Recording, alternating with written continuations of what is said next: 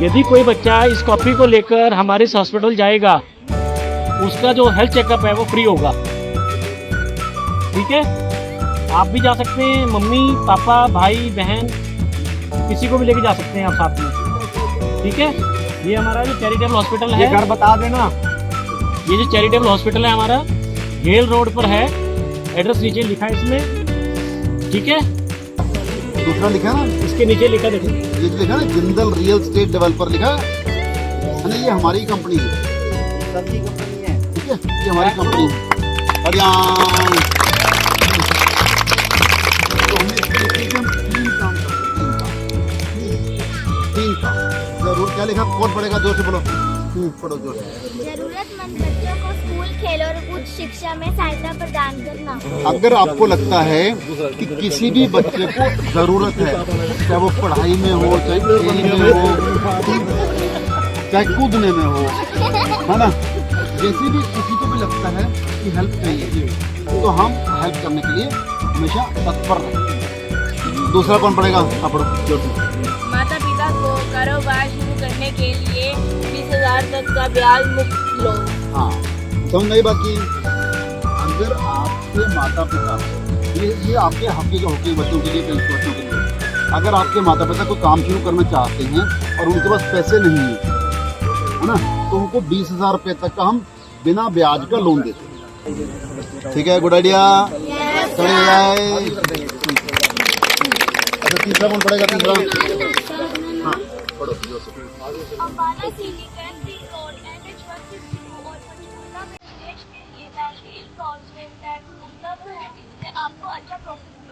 हाँ, ये हमारी कंपनी करती है।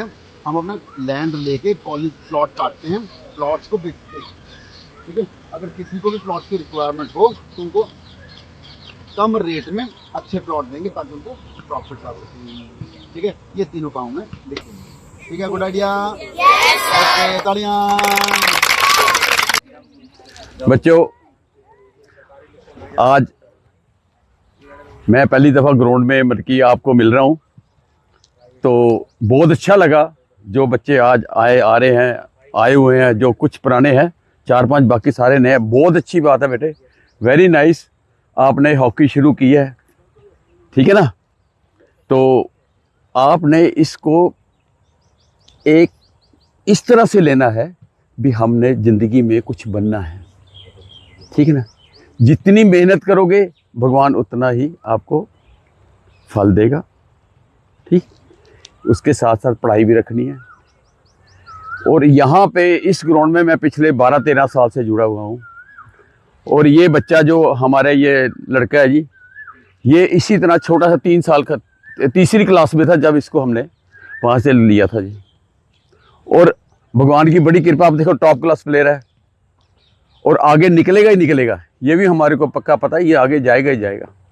तो बच्चों, हमारे ग्राउंड में जो हमारे शख्सियत जुड़े हुए हैं, हमारे अपना दिनेश कांत जिंदल जी, जय श्री राम, जय श्री, हमारे भारतीय विकास परिषद के राजेंद्र जी हैं, अग्रवाल जी हैं, अमित चांदना जी हैं, अंकुर गोयल जी हैं।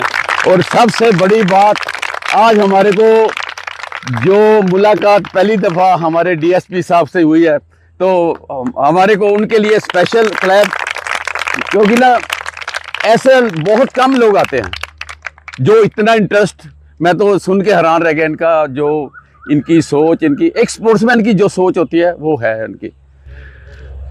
और इसके साथ ही मैं हमारे सर, मैं एक बात और भी कहना चाहता हूँ, यहाँ पे अशोक सर थे, यहाँ पे एसपी थे उस टाइम, अभी आईजी है, तो वो भी इतने जुड़े हुए थे हमारे साथ।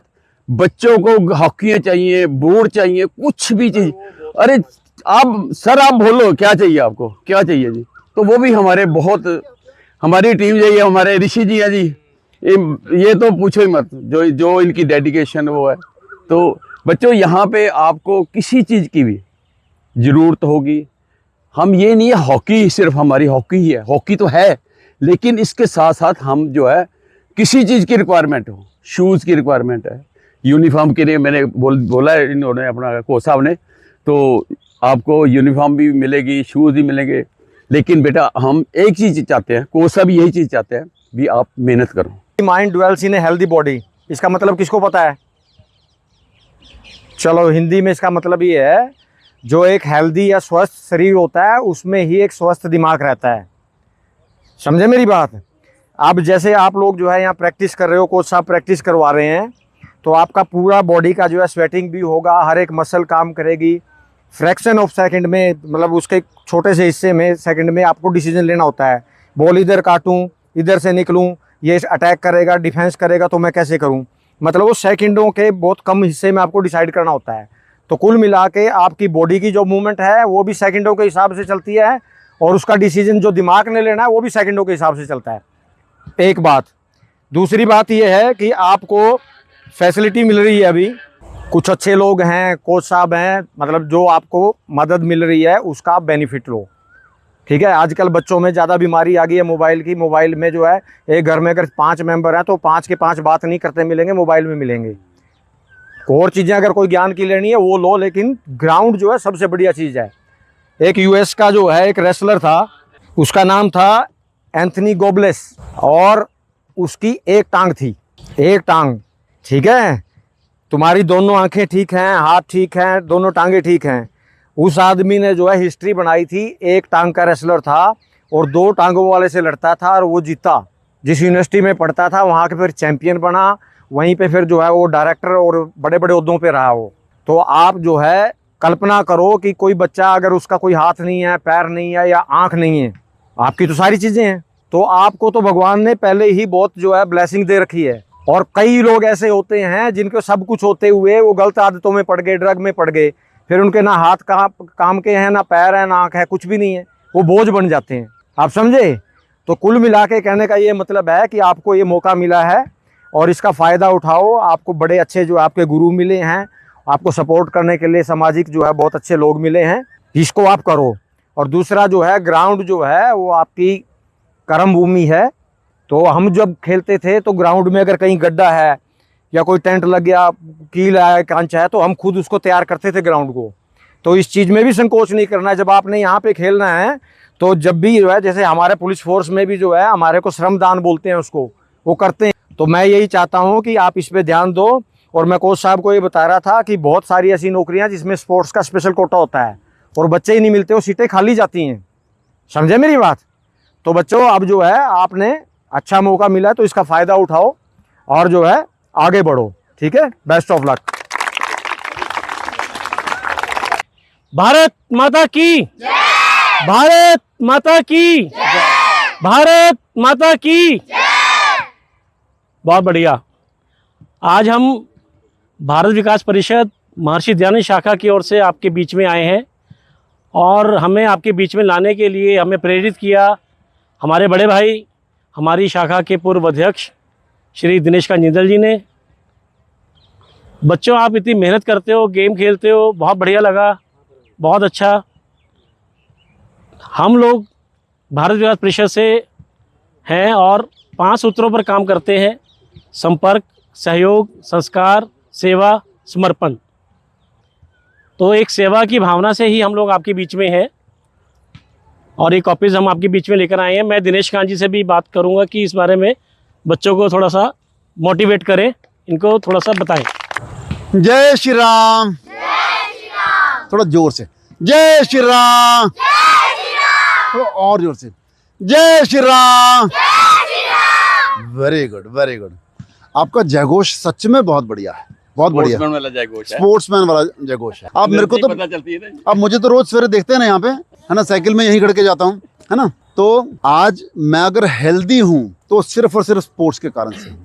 और मैंने तो जब आप जितना था तब तो मेरे को स्पोर्ट्स पता ही नहीं थी क्या होती है। मैंने तो 35 की एज में जब पहुँच गया तब जाके मेरे को लगा कि खेलना भी होता है। तो आप तो बहुत भाग्यशाली हैं कि आपको बहुत छोटे छोटे, देखो कितने प्यारे प्यारे, कितने एज, 5 साल की होगी, 6 साल का है ना, 6 साल की एज में 5-6 साल में आपको गेम खेल, मतलब देखो आपको स्कूलों से जाके इनवाइट करके आए यहाँ पे, है ना, तभी आए ना आप लोग यहाँ पे। और यहाँ पे कोच साहब सुबह शाम मेहनत करते हैं आपके साथ, ये सुनो, है ना, सब कुछ सिखाते हैं आपको, हॉकी कैसे खेलनी है, कैसे पकड़नी है। तो ये तो हो गई गेम की बात। और ज़िंदगी में भी आपने आगे बढ़ना है, जैसे अभी भैया ने बताया कि ज़िंदगी में आगे कैसे बढ़ेंगे, मेहनत करके। अच्छा मैं आपको बता दूं कि ज़िंदगी में 2 करियर होते हैं, एक तो स्पोर्ट्स का या फिर स्टडीज़ का। जो भी स्पोर्ट्स में आगे जाते हैं उनके करियर कई बार पढ़ने वाले बच्चों से ज़्यादा बड़े हो जाते हैं। अब देखो सचिन तेंदुलकर सुना है, कौन है, क्रिकेट का भगवान है, क्रिकेटर नहीं सिर्फ वो, क्रिकेट का भगवान है वो। उनका जो करियर है कितना बड़ा हो गया। कपिल देव सुना, कपिल देव कौन थे, क्रिकेट के कैप्टन थे। 1983 में उन्होंने वर्ल्ड कप जिताया था। पहली बार वर्ल्ड कप जीते थे हम इंडिया वाले।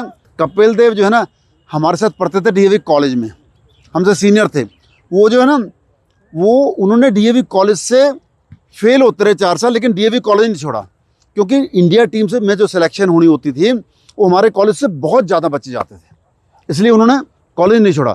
मतलब पढ़ाई में बहुत ज़्यादा अच्छे नहीं थे, ना तो सचिन बहुत अच्छा था, ना कपिल देव बहुत अच्छे थे। तो हमें एक तरफ होकर चलना होता है ना, या तो स्टडीज़ में या फिर गेम्स में। अगर हम दोनों जगह चाहते हैं, ठीक है, कुछ बच्चे हो जाते हैं ऐसे दोनों जगह चलते, लेकिन अगर हम स्पोर्ट्स को भी करियर लेते हैं, मैंने बहुत लड़कों को बहुत लड़कियों को देखा है स्पोर्ट्स में, जैसे वो चले गए और स्टेट खेले, नेशनल खेले, इंटरनेशनल खेले, तो बहुत अच्छी इनकम्स उनकी हो जाती हैं। स्पोर्ट्स अपने आप में बहुत अच्छा करियर, क्यों सर, और फिर सर की तरह कोचेस हो जाते हैं।